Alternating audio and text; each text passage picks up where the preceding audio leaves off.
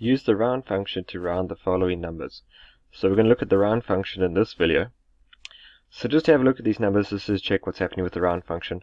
So normally when you're rounding values, so for example, round to 0 decimal places, 125.69, all you do over here, because you want 0 decimal places, you look at the value that follows the point, which is the 6, and determine whether or not the 6 is going to round the 5 up or keep it the same. So in this case, you can expect that this 6 will round the 5 up to a 6. So the answer here will be 126. So let's see what happens if we use the round function. So equals round, open bracket. You'll notice there are two conditions or values that are needed in the round function. Firstly, a number, then a comma is followed by the number of digits. So first of all, the number is the value that we want to round, which is 125.69. So we're going to click on this value.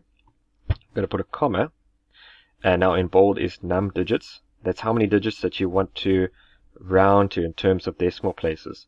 So we want 0 decimal places.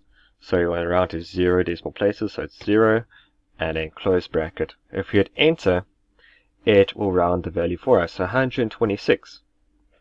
If you look at 58.54 to 2 decimal places, usually what you do is you look at the first 2 decimal points of your value, which is the 54, and then you look at the third value and determine if it rounds the 4 up or keeps it the same. So you can see there's no third value after the decimal point. So in this case it's just going to stay the same. But let's double check. So equals round, the number we want to round, which is the 58.54, comma, how many digits you want to round to in terms of decimal places. We want to round to 2 decimal places, enter. So it stays the same. Okay, so let's see what happens if we round to 1 decimal place. So theoretically, we look at the second value after the decimal point and see if we round the first value up or keep it the same. So 1 will not round the first one up or keep it the same. So we should expect this to be 12.1 as our value. So equals round, open bracket,